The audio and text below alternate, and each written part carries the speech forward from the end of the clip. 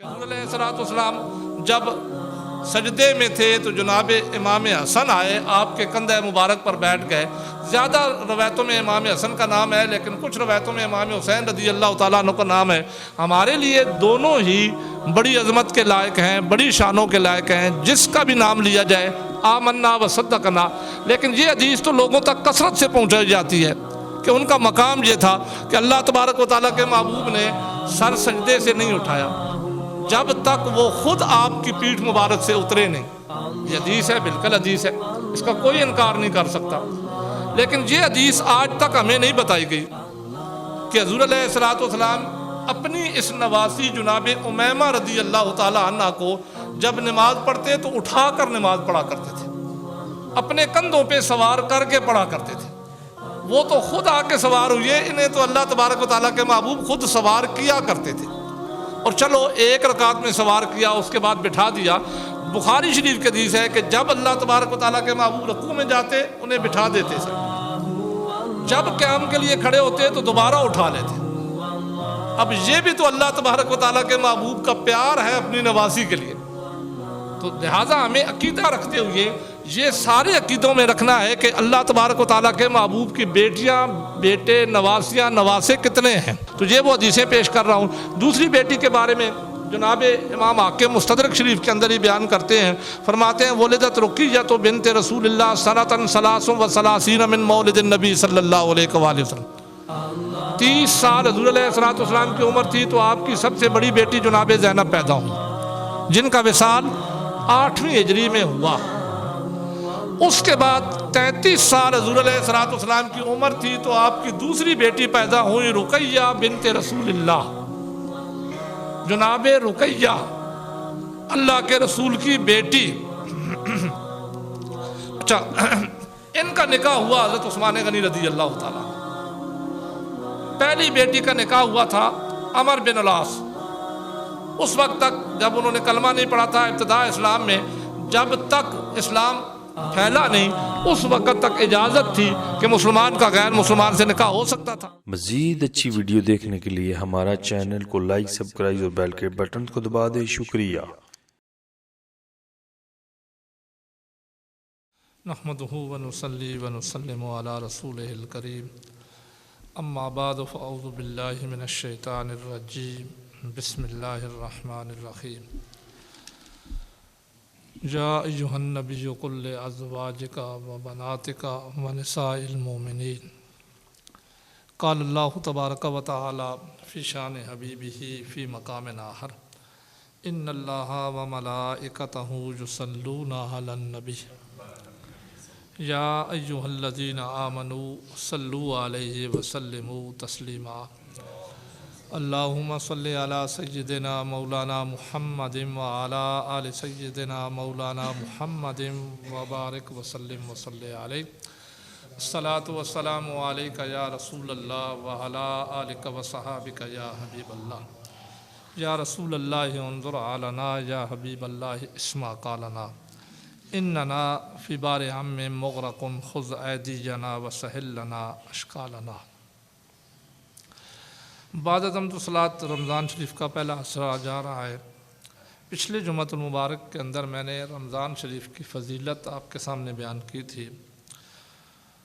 آج چونکہ رمضان شریف کے پہلے عشرے میں حضرت فاطمۃ الزہرا رضی اللہ تعالیٰ عنہ کا یوم وصال بھی ہے، تو آپ کے فضائل بیان کیے جاتے ہیں پہلے عشرے کے اندر۔ میں نے آپ کے سامنے سورہ احزاب کی 22ویں پارے کے اندر سے ایک آیت کریمہ کا کچھ حصہ تلاوت کرنے کا شرف حاصل کیا ہے۔ ہم اہل سنت و جماعت ہیں، ہمارا عقیدہ قرآن و سنت کے مطابق ہے۔ ہمارا عقیدہ افراط و تفریط سے پاک ہے۔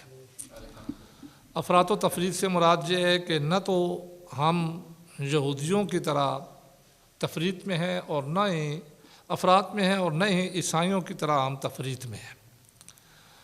اس سے اگر نیچے جائیں تو اہل سنت و جماعت میں ہم ہیں۔ اہل سنت و جماعت وہ عقیدہ ہے جو روافض اور خوارج کے درمیان ہے۔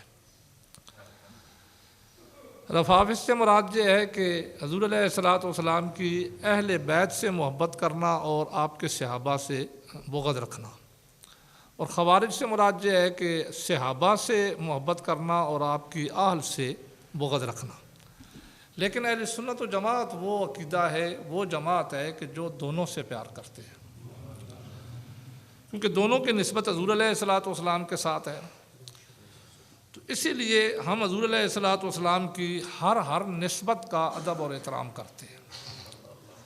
لیکن اس مربجہ دور میں ہمیں اس طرح لے کر چلا جا رہا ہے نا کہ ہمارے نوجوانوں کو حضور علیہ الصلوۃ والسلام کی ازواج اور آپ کی بنات کے بارے میں کوئی علم ہی نہیں ہے۔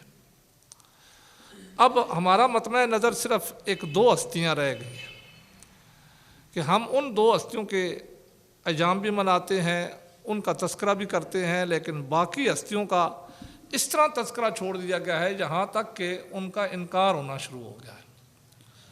جیسے میں آج کے اس موضوع میں اس آیت مقدسہ کے حوالے سے تھوڑی سی گفتگو کرنا چاہتا ہوں کہ اللہ تبارک و تعالیٰ نے جب حضور علیہ الصلوۃ والسلام کی بیٹیوں کے بارے میں تذکرہ کیا تو سورہ احزاب کی اس آیت مقدسہ کے اندر اللہ تبارک و تعالیٰ نے فرمایا یا ایھا النبی، اے غیب کی خبریں جاننے والے، کل ازواجک و بناتک، ازواج بھی زوج کی جمع ہے اور بنات بھی بنت کی جمع ہے، کہ فرما دیجئے اپنی بیویوں سے اور اپنی بیٹیوں سے۔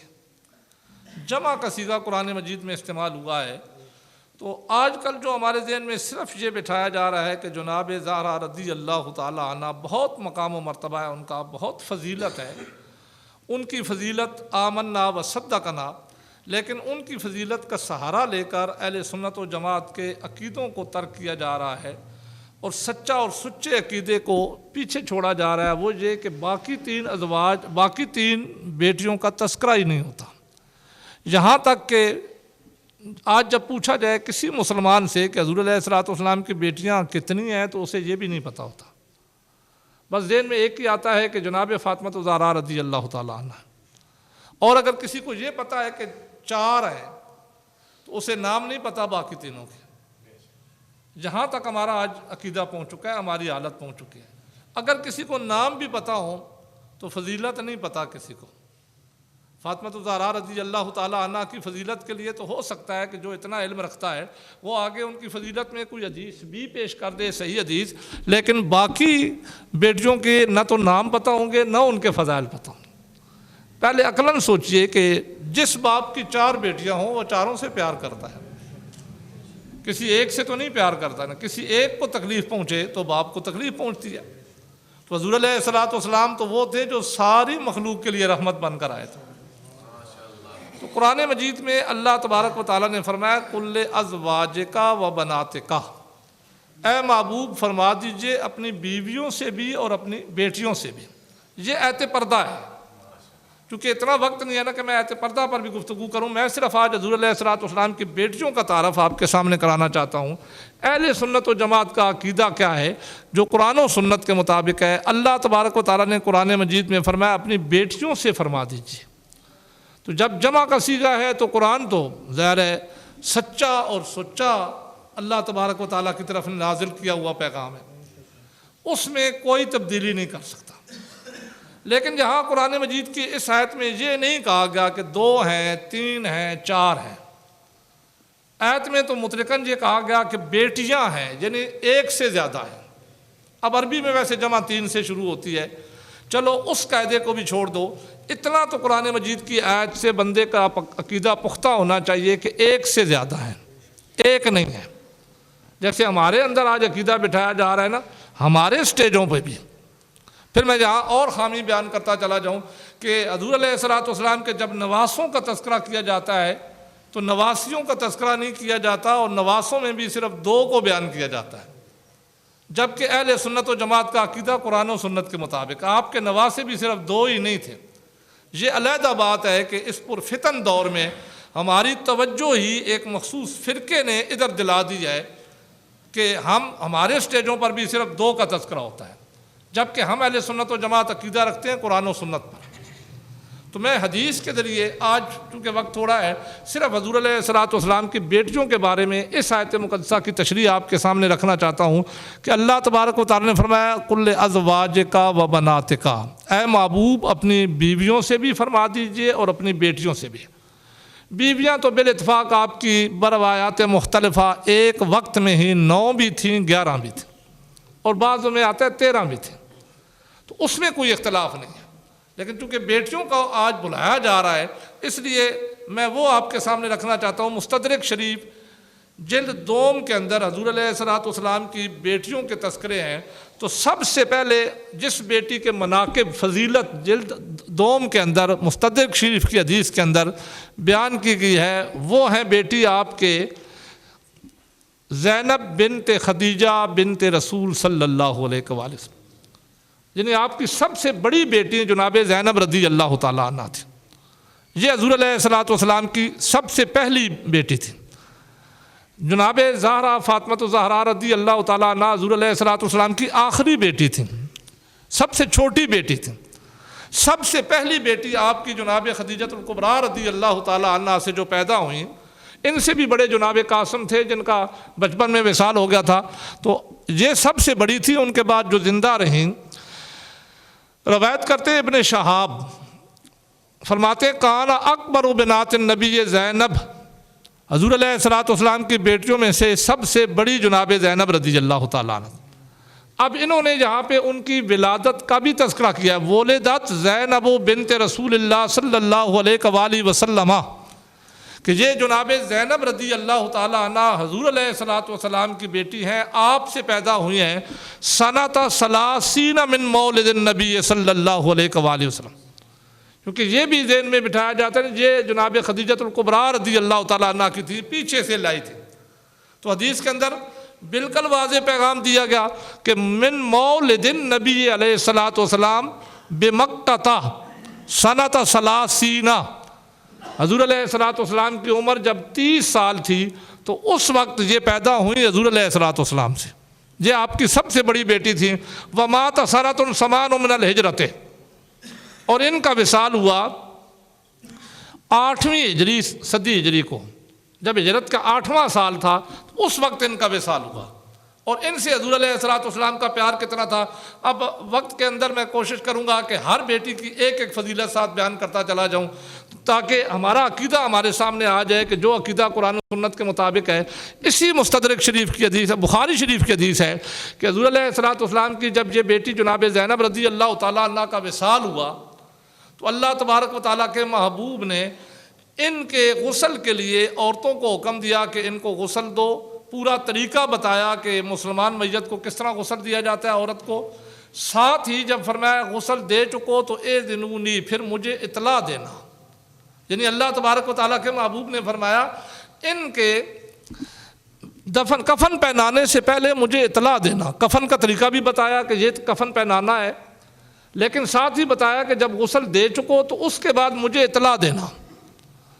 جب اطلاع دی گئی تو حضور علیہ الصلوۃ والسلام نے اپنا تہبند شریف دیا، یعنی ان عورتوں کو جنہوں نے کفن پہنانا تھا انہیں اللہ تبارک و تعالیٰ کے محبوب نے اپنا تہبند شریف دیا اور فرمایا اسے سب سے پہلے نیچے باندھو تاکہ میری بیٹی ہے میری نسبت کے ساتھ قبر میں جائے۔ اور حضور علیہ الصلوۃ والسلام کی آنکھوں سے آنسو جاری تھے، آپ ان کے فراق میں رو رہے تھے۔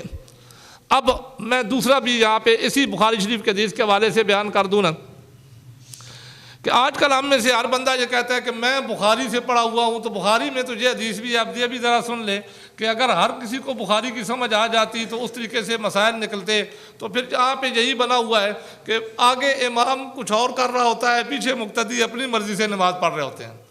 یہ ایک دن پہلے بھی میں نے آپ کے سامنے مسئلہ بیان کیا تھا کہ اگر آپ کا امام رفع یدین نہیں کر رہا تو پیچھے کوئی رفع یدین کر رہا ہے، اس کی نماز تو ہوتی ہی نہیں ہے۔ امام کی مخالفت ہو جائے تو بندے کی نماز ہوتی نہیں ہے۔ لیکن چونکہ ہم نے اب دین بھی اپنی خواہشات کے مطابق بنا لیا ہے، تو اب ذرا اس حدیث کو سنیے۔ ان کی بیٹی تھیں جو حضور علیہ الصلوۃ والسلام کی نواسی تھیں، بخاری شریف کی حدیث ہے، ان کا نام تھا جناب امیمہ رضی اللہ تعالیٰ عنہ۔ بچپن میں ان کا وصال ہو گیا، یعنی چھوٹی عمر میں ان کا وصال ہو گیا، لیکن حضور علیہ الصلوۃ والسلام کو ان سے کتنا پیار تھا۔ امام حسن حسین رضی اللہ تعالیٰ عنہما کی فضیلت میں بھی یہ حدیث پڑھتا ہوں، باقی لوگ بھی پڑھتے ہیں کہ حضور علیہ الصلوۃ والسلام جب سجدے میں تھے تو جناب امام حسن آئے، آپ کے کندھے مبارک پر بیٹھ گئے۔ زیادہ روایتوں میں امام حسن کا نام ہے، لیکن کچھ روایتوں میں امام حسین رضی اللہ تعالیٰ عنہ کا نام ہے۔ ہمارے لیے دونوں ہی بڑی عظمت کے لائق ہیں، بڑی شانوں کے لائق ہیں، جس کا بھی نام لیا جائے آمنا و صدقنا۔ لیکن یہ حدیث تو لوگوں تک کثرت سے پہنچائی جاتی ہے کہ ان کا مقام یہ تھا کہ اللہ تبارک و تعالیٰ کے محبوب نے سر سجدے سے نہیں اٹھایا جب تک وہ خود آپ کی پیٹھ مبارک سے اترے نہیں۔ یہ حدیث ہے، بالکل حدیث ہے، اس کا کوئی انکار نہیں کر سکتا۔ لیکن یہ حدیث آج تک ہمیں نہیں بتائی گئی کہ حضور علیہ الصلوۃ والسلام اپنی اس نواسی جناب امیمہ رضی اللہ تعالیٰ عنہ کو جب نماز پڑھتے تو اٹھا کر نماز پڑھا کرتے تھے، اپنے کندھوں پہ سوار کر کے پڑھا کرتے تھے۔ وہ تو خود آ کے سوار ہوئے، انہیں تو اللہ تبارک و تعالیٰ کے محبوب خود سوار کیا کرتے تھے۔ اور چلو ایک رکعت میں سوار کیا، اس کے بعد بٹھا دیا۔ بخاری شریف کے حدیث ہے کہ جب اللہ تبارک و تعالیٰ کے محبوب رکوع میں جاتے انہیں بٹھا دیتے سائڈ پہ، جب قیام کے لیے کھڑے ہوتے تو دوبارہ اٹھا لیتے۔ اب یہ بھی تو اللہ تبارک و تعالیٰ کے محبوب کا پیار ہے اپنی نواسی کے لیے۔ تو لہٰذا ہمیں عقیدہ رکھتے ہوئے یہ سارے عقیدوں میں رکھنا ہے کہ اللہ تبارک و تعالیٰ کے محبوب کی بیٹیاں، بیٹے، نواسیاں، نواسے کتنے ہیں، صرف ایک کی طرف توجہ دے کر باقی کا انکار کرنا یہ قرآن و سنت کے مخالف ہے۔ تو ان کے میں اور بھی فضائل بیان کر سکتا تھا، لیکن میرے پاس وقت اتنا ہے۔ دوسری بیٹی جناب زینب رضی اللہ تعالیٰ عنہ، پہلی بیٹی ہے، مستدرک شریف کی حدیث کا حوالہ دے رہا ہوں، اور یہ شیخین کے لحاظ سے، یعنی بخاری و مسلم کی اسناد کے لحاظ سے حدیثیں ہیں ساری کی ساری، جو امام بخاری اور امام مسلم نے اپنی کتابوں میں نقل نہیں کی، ان سے رہ گئیں، انہی اسناد کے ساتھ انہوں نے امام حاکم نے اپنی کتاب مستدرک کے اندر یہ بیان کر دیں، تو یہ وہ حدیثیں پیش کر رہا ہوں۔ دوسری بیٹی کے بارے میں جناب امام حاکم مستدرک شریف کے اندر ہی بیان کرتے ہیں، فرماتے ہیں ولدت رقیہ بنت رسول اللہ سنۃ 33 من مولد النبی صلی اللہ علیہ وآلہ وسلم۔ 30 سال حضور علیہ الصلوۃ والسلام کی عمر تھی تو آپ کی سب سے بڑی بیٹی جناب زینب پیدا ہوئی، جن کا وصال 8ویں ہجری میں ہوا۔ اس کے بعد 33 سال حضور علیہ الصلوۃ والسلام کی عمر تھی تو آپ کی دوسری بیٹی پیدا ہوئی رقیہ بنت رسول اللہ، جناب رقیہ اللہ کے رسول کی بیٹی۔ اچھا، ان کا نکاح ہوا حضرت عثمان غنی رضی اللہ تعالیٰ عنہ۔ پہلی بیٹی کا نکاح ہوا تھا عمر بن العاص۔ اس وقت تک جب انہوں نے کلمہ نہیں پڑھا تھا ابتداء اسلام میں، جب تک اسلام پھیلا نہیں اس وقت تک اجازت تھی کہ مسلمان کا غیر مسلمان سے نکاح ہو سکتا تھا۔ تو حضور علیہ الصلوۃ والسلام نے اپنی بیٹی کا نکاح ان سے کیا۔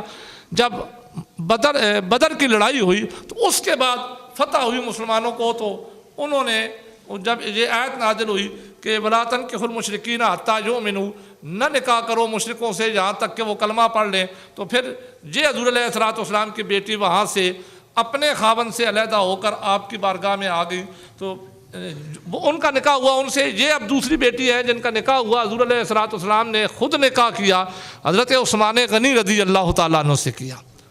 یہ پیدا کب ہوئی؟ جب آپ کی عمر 33 سال تھی۔ یہ مستدرک شریف کی حدیث ہے، اور ان کی فضیلت کے بارے میں حضور علیہ الصلوۃ والسلام نے، اب ایک عظمت ان کی بھی بیان کر دیتا ہوں۔ ان کی فضیلت کے بارے میں مستدرک شریف کی حدیث ہے کہ حضور علیہ الصلوۃ والسلام نے حضرت ابوبکر صدیق رضی اللہ تعالیٰ عنہ کو مخاطب کر کے فرمایا، یہ وہ تھی جو حضرت عثمان غنی رضی اللہ تعالیٰ عنہ کے ساتھ حبشہ کی طرف ہجرت کر کے گئی تھی، جب مسلمانوں کی سب سے پہلی ہجرت ہوئی تھی۔ جب اللہ تبارک و تعالیٰ کے محبوب نے مسلمانوں پر مشرکین مکہ نے تکلیفیں شروع کی تو آپ نے پہلی مرتبہ جو ہجرت کی اجازت دی صحابہ اکرام کو، تو حضرت عثمان غنی رضی اللہ تعالیٰ عنہ بھی اس ہجرت میں گئے تھے۔ ان کے ساتھ آپ کی یہ بیٹی جو ان کی زوجہ تھی جناب رقیہ رضی اللہ تعالیٰ عنہ، یہ ہجرت کر کے گئیں۔ جب یہ ہجرت حبشہ سے واپس آئے نا، تو حضور علیہ الصلوۃ والسلام انہیں دیکھ کر اتنے خوش ہوئے، آپ کے پاس بیٹھے ہوئے تھے حضرت ابوبکر صدیق رضی اللہ تعالیٰ عنہ۔ جیسے امام مستدرک حدیث بیان کرتے ہیں تو حضور علیہ الصلوۃ والسلام نے حضرت ابوبکر صدیق رضی اللہ تعالیٰ عنہ کو خوشی میں مخاطب کر کے کہا، یا ابا بکر انہما لأول من ہاجر بعد لوط و ابراہیم۔ حضور علیہ الصلوۃ والسلام نے فرمایا کہ اے ابو بکر، اس سے پہلے اللہ نے اپنے دین کی خاطر اپنے نبیوں رسولوں کو یہ مقام دیا تھا کہ وہ اپنی بیوی کے ساتھ ہجرت کرتے رہے۔ جناب لوط نے کی، جناب ابراہیم علیہ السلام نے کی، جناب سارہ کو لے کر گئے مکہ شریف میں، جہاں پہ آج کل سارے حج عمرے کے لیے جاتے ہیں، زمزم بھی وہیں سے ہوا، یہ تفصیلی واقعہ ہے۔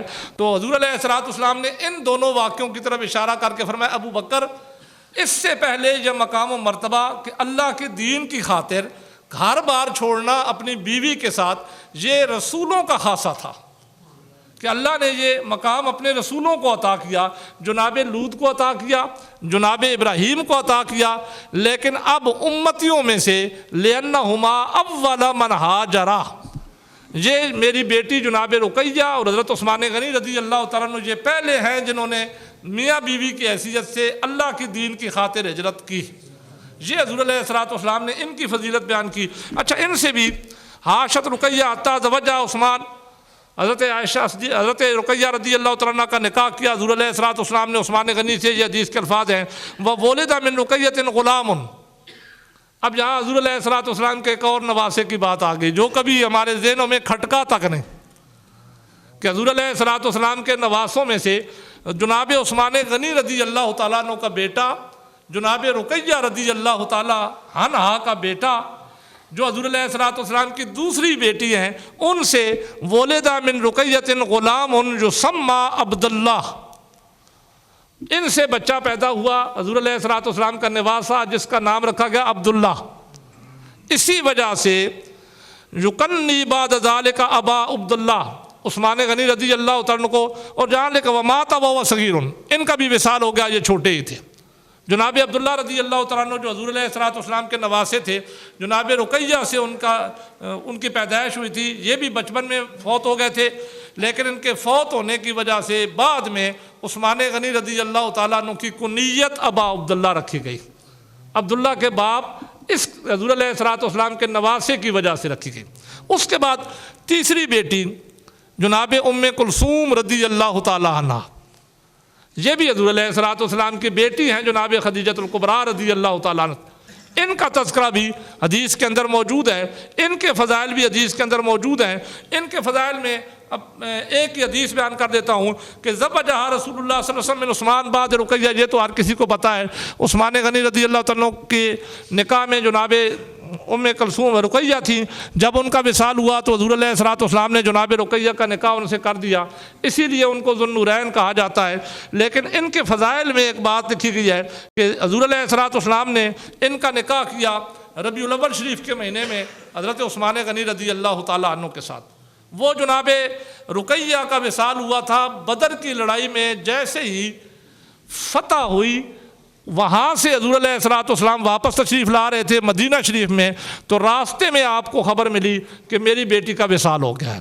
حضرت عثمان غنی رضی اللہ تعالیٰ بدر میں اسی لیے نہ جا سکے تھے کہ حضور علیہ السلام نے ان کو اجازت ہی نہیں دی تھی کہ تم نے میری بیٹی کی دیکھ بھال کرنی ہے، کیونکہ یہ بیمار تھی، تو ان کا وصال ہوا۔ اب تیسری بیٹی آپ کی ام کلثوم ہے، ان کی فضیلت میں صرف ایک حدیث مستدرک شریف کے لحاظ سے ابن عباس عبداللہ ابن عباس رضی اللہ تعالیٰ عنہ اس حدیث کے راوی، اور یہ ہیں بھی اہل بیت اطہار میں سے، فرماتے ہیں کہ جب حضور علیہ السلام نے نکاح کیا ام کلثوم کا حضرت عثمان غنی رضی اللہ تعالیٰ عنہ سے، تو حضرت فاطمہ الزہرا رضی اللہ تعالیٰ عنہ کا نکاح کیا جناب علی المرتضیٰ رضی اللہ تعالیٰ عنہ سے۔ تو دونوں کی عظمتیں اپنی جگہ پہ، لیکن علی المرتضیٰ رضی اللہ تعالیٰ عنہ حضور علیہ السلام کی پرورش میں بڑے ہوئے تھے، تو اس لیے جناب ام کلثوم رضی اللہ تعالیٰ عنہ چلی گئی حضور علیہ السلام کی بارگاہ میں، قالت یا رسول اللہ، جا کر عرض کرتی ہیں یا رسول اللہ صلی اللہ علیہ وآلہ وسلم زوجی خیر او زوج فاطمہ، اللہ کے محبوب آپ بتائیے میرا خاوند بہتر ہے یا فاطمہ کا خاوند بہتر ہے؟ بہنیں تھیں نا دونوں، تو عرض کرتی ہیں یا رسول اللہ صلی اللہ علیہ وآلہ وسلم میرا نکاح آپ نے عثمان غنی رضی اللہ تعالیٰ عنہ سے کیا، ان کا نکاح آپ نے علی المرتضیٰ رضی اللہ تعالیٰ عنہ سے کیا، اب آپ ہی بتائیے کہ زوجی خیر او زوج فاطمہ، میرا خاوند بہتر ہے یا فاطمہ رضی اللہ تعالیٰ عنہ کا خاوند بہتر ہے؟ تو حضور علیہ السلام راوی فرماتے ہیں فسکت، خاموش ہو گئے۔ اللہ تبارک و تعالیٰ کے محبوب نے کوئی جواب نہیں دیا کہ دونوں اپنے ہیں، بیٹیاں بھی دونوں اپنی ہیں۔ تو جب خاموش ہوئی ہے نا، सुम्मा काला, अल्लाह तबारक व तआला ने वही की, फिर आपने मुखातिब किया, फरमाया ज़ौजो का मिम्मन युहिब्बुल्लाह व रसूलहू। अब हज़रत अली और मुक़्तदार, अब हमारा तरीका ये है कि हम किसी की शान घटाते हैं तो दूसरे की बढ़ाने के लिए, समझते ये हैं कि इसकी शान को कम नहीं करेंगे तो दूसरे की शान बढ़ेगी नहीं। जबकि अल्लाह तबारक व तआला के महबूब ने अपनी बेटी को जब इस सवाल का जवाब दिया तो ज़रा सुनिए, इस जवाब में हमारे लिए तरीका भी रखा गया है। अल्लाह तबारक व तआला के महबूब ने हज़रत अली और मुक़्तदार रज़ियल्लाहु अन्हु का तज़किरा ही नहीं किया वहाँ पे कि नहीं उनका ये है, इनका ये है, उनका ये है, इनका ये है, जैसे हम आजकल करते हैं। हुज़ूर अलैहिस्सलातु वस्सलाम ने फरमाया ज़ौजुका मिम्मन युहिब्बुल्लाह व रसूलहू। रुकैया उम्मे कुलसूम, तुम्हारा खावन तो वो है जो अल्लाह और उसके रसूल से मोहब्बत करता है। आगे वयुहिब्बुहुल्लाहु व रसूलहू, सिर्फ वो अल्लाह और उसके रसूल से मोहब्बत नहीं करते बल्कि अल्लाह और उसका रसूल भी उनसे मोहब्बत करते हैं। अच्छा, वो ये सुनकर न फवल्लत, हदीस के अल्फाज हैं, जाने लगी अपने घर की तरफ कि मेरे खावन की अजमत मुझे पता चल गई कि मेरा खावन कोई आम नहीं है, ये तो वो है कि जो अल्लाह और उसके रसूल से मोहब्बत करता है और अल्लाह और उसके रसूल भी उनसे मोहब्बत करते हैं। इससे बढ़कर बंदा मोमिन के लिए तो और कोई खुशखबरी होती ही नहीं है। जब पीठ फेरने लगी ना, फ़क़ाल लहा, तो हज़ूर अलैहिस्सलातु वस्सलाम ने पीछे से आवाज़ दी, हलुम्मी। हज़ूर अलैहिस्सलातु वस्सलाम ने फरमाया रुकैया इधर आओ, उम्मे कुलसूम इधर आओ। वापस आई तो हज़ूर अलैहिस्सलातु वस्सलाम ने अब खुद फरमाया फ़ैज़ा क़ुल्तु, तूने जब मुझसे सवाल किया तो मैंने तुझे क्या कहा समझाने के लिए। फरमाया जो तूने मुझसे सवाल किया तो मैंने तुझे जवाब क्या दिया। तो कुलता ज़ौजी मिम्मन युहिब्बुल्लाह व रसूलहू, पूरी हदीस का वो जुमला आप आगे आ गया। तो हज़रत जनाब उम्मे कुलसूम अर्ज़ करते हैं, या रसूलल्लाह सल्लल्लाहु अलैहि वसल्लम, आपने मुझे ये जवाब दिया, ये इरशाद फरमाया कि मेरा खावन इतना अजीम है कि वो अल्लाह और उसके रसूल से मोहब्बत करता है, अल्लाह और उसका रसूल भी उससे मोहब्बत करते हैं। अब हज़ूर अलैहिस्सलातु वस्सलाम ने फरमाया नहम, हाँ ऐ उम्मे कुलसूम तू ठीक समझी है, मैंने यही कहा है। नहम ये हदीस के अल्फाज हैं, लेकिन साथ ही वह अज़ीदों का फरमाया अब मैं तुझे उसकी और भी अजमत बताता हूँ। ये तो मैंने इतनी अजमत बताई ना, फरमाया वह अज़ीदों का, अब मैं कुछ ज़्यादा भी करना चाहता हूँ। अब हज़ूर अलैहिस्सलातु वस्सलाम ने फरमाया दखलतुल जन्नता फ़राअतु मंज़िलतन, मैं मेराज की रात जब जन्नत की सैर करने के लिए जन्नत में दाखिल हुआ तो मैंने उस्मान गनी रज़ी अल्लाह तआला अन्हु तेरे खावन का महारत देखा, मंजिल देखी। वलम अरा खदम मिन असहाबी यालू फी मंजिलिही, मैंने अपने सहाबा में से किसी सहाबी का मकाम व मर्तबा उनसे बुलंद नहीं देखा। अब ये जवाब बन गया कि ज़ौजी खैरुन और ज़ौज का फ़ातिमा। तो फरमाया सारे सहाबा मेरे अज़मत वाले हैं, उनका आपस में तकाबल न किया करो कि फ़लाना अजीम है, फ़लाना अजीम है। तो अल्लाह के नबी ने फरमाया तेरे खावन का जो मकाम है किसी और मेरे सहाबी का मकाम उनसे बुलंद नहीं है, ये अल्लाह ने उन्हें मकाम व मर्तबा दे रखा है। अब चूँकि वक्त हो गया है, हज़रत फ़ातिमा ज़हरा रज़ी अल्लाह तआला अन्हा के फ़ज़ाइल में भी 2 हदीसें बयान करना थी, लेकिन वक्त हो गया है, पहले बयान करता रहा हूँ, फिर कभी बयान कर दूँगा। अल्लाह तबारक व तआला अक़ीदा हक़ अहले सुन्नत व जमात सही मानों में कुरान और सुन्नत के मुताबिक अपनाने की तौफ़ीक़ अता करे। व